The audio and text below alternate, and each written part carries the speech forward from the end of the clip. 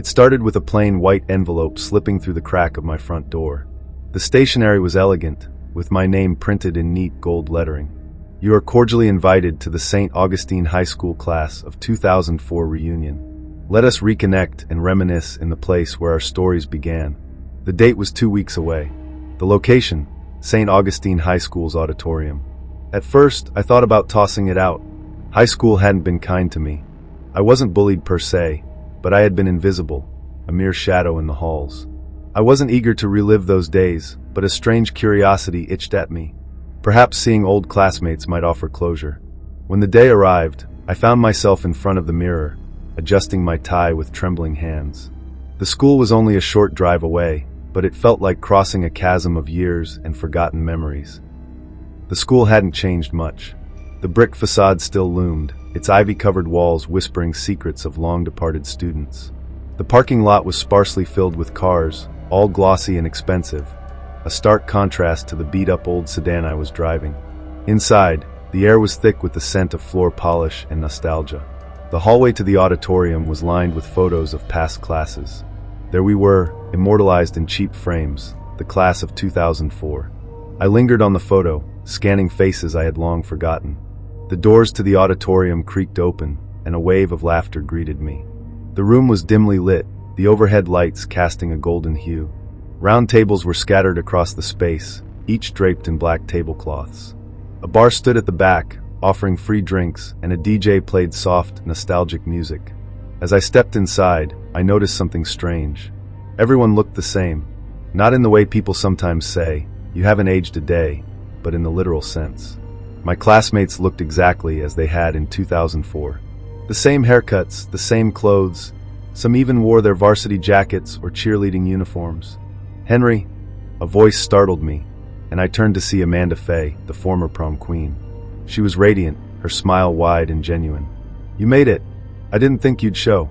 "Yeah," I muttered, trying to mask my unease. "It's been a long time." Amanda didn't seem to notice my discomfort. She linked her arm with mine and guided me to a table filled with familiar faces. There was Greg, the quarterback, Rachel, the drama queen, and Matt, the class clown. They greeted me warmly, their expressions frozen in time. The evening passed in a blur of laughter and reminiscing. Drinks flowed freely, and the conversations grew livelier. But beneath the surface, something felt off. "Where's Mr. Grayson?" I asked at one point, referring to our old math teacher who had been listed as an attendee. The table fell silent. Amanda's smile faltered. "Oh, he couldn't make it," she said quickly. "But enough about that. Remember senior prom?" The deflection was obvious, but I let it slide. As the night wore on, my unease grew. The faces around me felt less like people and more like masks, too perfect, too pristine. At one point, I excused myself and wandered through the hallways. The school felt eerily empty. The fluorescent lights flickered above, casting shadows that seemed to stretch and writhe. As I rounded a corner, I noticed a door slightly ajar. The plaque read Teacher's Lounge. Curiosity got the better of me. Inside, the room was dark, illuminated only by the faint glow of a vending machine. I stepped in cautiously, the air heavy with the scent of mildew. That's when I saw it, a table covered in old yearbooks, each one open to the class of 2004. On the wall, a bulletin board was pinned with photographs. My classmates stared back at me, their eyes dull and lifeless. Beneath each photo was a label. Deceased. July 15th, 2008. Deceased. December 21st, 2010. Deceased. October 31st, 2015. My breath hitched as I scanned the board. Every single person at the reunion was listed, including me. The sound of footsteps echoed behind me, and I spun around. Amanda stood in the doorway, her once bright smile now a sinister smirk. "You weren't supposed to see this," she said, her voice dripping with malice. What is this?" I stammered, backing away. "This is your reunion," she replied, stepping closer. "A chance to relive the best years of your life. Don't you remember?" "I'm not dead," I shouted, my voice shaking. "I'm alive. I drove here." Her laughter was cold and hollow. "Oh, Henry, you've been dead for years. Don't you remember the accident?" Memories flooded back like a tidal wave, shattered glass, the screech of tires, the taste of blood in my mouth. I had died on the way to a job interview in 2012. "No," I whispered, clutching my head. "This can't be real." It's real, Amanda said softly. And now you're one of us. The reunion was no celebration. It was a trap. A purgatory where we were forced to relive the past, over and over again, until we forgot who we were.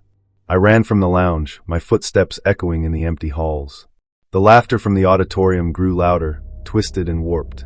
When I burst through the doors, the scene had changed. My classmates were no longer human. Their faces were pale, their eyes black voids. They danced and laughed, their movements jerky and unnatural. "Join us, Henry," Amanda's voice called. I turned and ran, desperate to escape. The hallways twisted and shifted, the walls closing in. Every door I tried was locked, every window barred. Eventually, I found myself back in the auditorium. Amanda stood at the center, her arms outstretched. "There's no escape," she said, her voice echoing. "I don't know how long I've been here. Days, years, time has lost all meaning. I see new faces sometimes, fresh arrivals with the same confusion I once felt. We welcome them with open arms, guiding them into the endless loop of our reunion. Perhaps one day someone will find a way out. But until then, we remain here, forever trapped in the golden glow of nostalgia, forever reliving the past."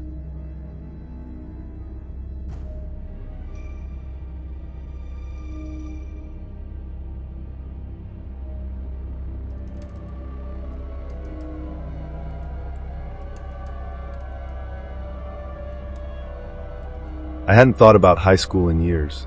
When I graduated, I left my hometown behind and never looked back. It wasn't a particularly bad time in my life, but I had always felt like an outsider, a drifter in a sea of cliques and teenage drama. So when an email popped into my inbox inviting me to a high school reunion, I almost deleted it without a second thought. St. Mary's Academy class of 2006, reunion night. A chance to relive the good times and reconnect with old friends. Join us for a night you won't forget. It was set for the following Friday at the old gymnasium. I didn't RSVP. I had no intention of going. But that Friday night, as I sat on my couch staring at the flickering glow of my TV, something tugged at me. A gnawing curiosity. What if there was something worth revisiting? A part of myself I had forgotten? Before I knew it, I was in my car, driving the winding roads back to St. Mary's Academy. The school was nestled at the edge of a forest, its Gothic architecture looming against the dark sky. The parking lot was full, but the building itself was eerily quiet. I hesitated at the entrance, staring up at the stone gargoyles that flanked the doorway. The air felt heavy, almost oppressive. Inside, the gym was dimly lit, strings of fairy lights draped across the rafters. Tables were arranged in a horseshoe shape, with a large space cleared for dancing. A DJ booth sat at one end, though the music was little more than a low, ominous hum. I recognized no one. Faces blurred together, a crowd of strangers dressed in formal where that seemed out of place. Velvet gowns, old-fashioned suits, some even in tattered prom dresses. "Welcome," a voice called, startling me. I turned to see a man approaching. He was tall and thin, his face stretched into a smile that didn't reach his eyes. "Evan." It took me a moment to place him. Evan Bishop, the class valedictorian. He had always been sharp, his wit as cutting as his grades were perfect. But something about him now felt wrong. "Good to see you again," he said, clapping a hand on my shoulder. "It's been far too long." I nodded, unsure how to respond. As the night wore on, the unease only grew. People mingled, their voices low and murmured. Whenever I approached a group, the conversation stopped. At one point, I noticed someone sitting alone at a table. A girl with long, dark hair that obscured her face. Something about her was familiar, but I couldn't place it. I walked over, clearing my throat. "Hi, I know who you are," she said without looking up. Her voice was flat, almost robotic. "I'm sorry, have we met?" Now she looked at me, and my breath caught. Her face was pale, her eyes hollow, and her lips curled into a faint, knowing smile. "We all remember you, Daniel. But do you remember us?" The lights flickered, and for a moment, the gym changed. The tables were gone, replaced by rows of folding chairs. The walls were stripped bare, the paint peeling. The people, my classmates, stood motionless, their faces blank masks. And then it was gone. The music returned, the lights steady. The girl was gone. I stumbled outside, gasping for air. My heart pounded in my chest as I leaned against the cold stone wall. What the hell was happening? I turned to leave, determined to drive away and never look back. But as I reached the parking lot, my car was gone. No, not gone. The lot itself had disappeared, replaced by an overgrown field. The forest loomed closer, the trees stretching toward the night sky. Panic clawed at my chest. I turned back to the school, but the door was locked. I pounded on it, shouting, but no one answered. A soft laugh drifted from the darkness. Leaving so soon? I spun around to see Evan standing a few feet away. His smile was wider now, his teeth unnaturally sharp. "What's going on?" I demanded. "Where am I?" "You're home, Daniel," he said, his voice smooth and cold. "You always were." The ground shifted beneath me, and I stumbled back. The forest was gone, replaced by a vast, barren expanse. A graveyard stretched as far as I could see, rows upon rows of headstones. Evan stepped closer, his form flickering like a shadow caught in the wind. "Do you remember the fire?" Fire. The word hit me like a sledgehammer, and memories I had buried deep resurfaced. Senior year. The gymnasium. The smell of smoke and the crackle of flames. Screams echoing as we scrambled to escape. But not everyone made it out. "They blamed you, you know," Evan said, his voice like poison in my ears. "If you hadn't locked the doors, maybe more of us would have survived." I shook my head, backing away. "It wasn't my fault. It was an accident." "Accident," he repeated, his tone mocking. "You call 27 lives an accident?" The headstones bore names I recognized. My classmates. My teachers. And at the center of it all, a larger stone with a single name. Daniel Harper. I sank to my knees, staring at my own name etched in stone. "You didn't survive, Daniel," Evan said, crouching beside me. "None of us did. But you're the reason we're all here." The graveyard blurred, and I was back in the gym. The lights flickered wildly, the crowd of faces now twisted and grotesque. They surrounded me, their voices rising in an unholy chorus. "You locked the doors. You left us to die. You deserve this." I screamed, but the sound was swallowed by their cries. Now I sit here in the gym, surrounded by my sins. The reunion never ends, the night looping endlessly. We're all here waiting for the next guest to join us. Waiting for someone else to carry the weight of guilt. Maybe it'll be you.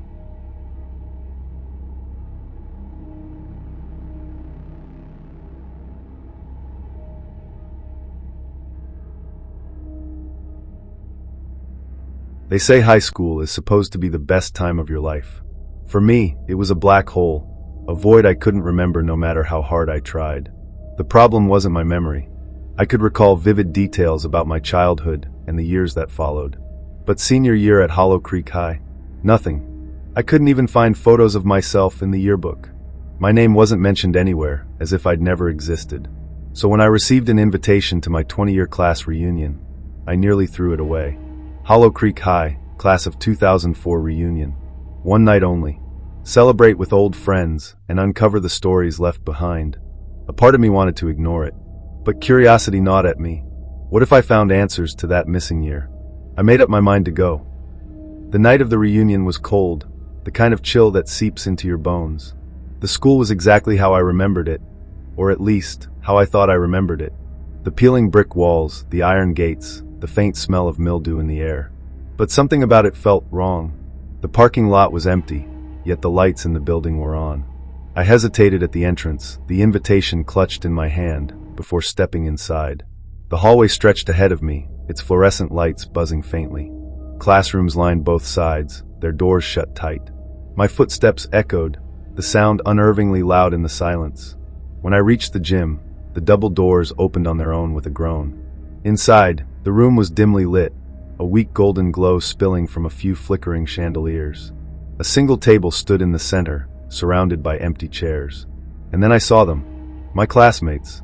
They were standing against the walls, perfectly still, their faces shadowed. None of them moved, and for a moment, I wondered if they were mannequins. "Welcome, Tyler." The voice startled me, and I spun around. A man stepped out of the shadows, his face familiar yet distorted, like a photo smudged with oil. "Mr. Corbin?" I asked, my voice trembling. He nodded, his lips curving into a smile that didn't feel human. "It's been a long time." "You were our principal," I said slowly. "What's going on here? Where is everyone?" "They're here," he said, gesturing toward the figures along the walls. "They've been waiting for you." The air grew heavy, and I found myself struggling to breathe. My head throbbed as fragmented images flashed through my mind. An old classroom, the smell of smoke, a girl's scream. What happened to me? I demanded, my voice cracking. You don't remember? Mr. Corbin stepped closer, his eyes glinting in the dim light. Senior year was eventful for you, Tyler. You uncovered something you shouldn't have. Something buried beneath Hollow Creek. I shook my head, backing away. I don't know what you're talking about. You will, he said simply. The lights flickered, and suddenly the gym was gone. I was standing in the basement of the school. The walls were made of crumbling stone, the air thick with dampness and decay. A faint red light pulsed in the distance, accompanied by the sound of dripping water. I didn't remember coming here, but the place felt familiar. I took a cautious step forward, the floor slick beneath my shoes. As I moved deeper into the basement, I saw carvings on the walls, symbols I couldn't understand, but that filled me with a sense of dread. And then I saw it. A door. It was massive, made of rusted iron and covered in chains. The symbols on the walls were etched into its surface, glowing faintly. I reached out, my hand trembling, and touched the door. The memories came flooding back. Senior year. Late nights spent researching the strange history of Hollow Creek. Whispers of disappearances, strange rituals, and a secret buried beneath the school. I had been obsessed, determined to uncover the truth. And I had found it. The basement. The door. The thing locked inside. I had opened it. The screams of my classmates echoed in my ears, their faces flashing in my mind, distorted, twisted in agony. I had unleashed something I couldn't contain. When I blinked, I was back in the gym. Mr. Corbin stood before me, his form flickering like a dying flame. The figures along the walls had moved closer, their faces now visible. They were my classmates, but their features were wrong. Their eyes were hollow pits, their mouths twisted into grotesque smiles. You let it out, Mr. Corbin said, his voice cold. And we paid the price. I didn't mean to, I whispered, tears streaming down my face. But you did, he replied. And now, you're one of us. The room shifted again, and I found myself sitting at the table in the center of the gym. The chairs around me filled with my classmates, their hollow eyes staring at me. Mr. Corbin stood at the head of the table, raising a glass. To Tyler, he said, his voice echoing. The one who started it all. The others joined in, their laughter a chilling symphony. And then the lights went out. I don't know how long I've been here. The reunion never ends. The laughter never stops. But sometimes when the lights flicker, I see the door again. And I feel it waiting for someone else to open it.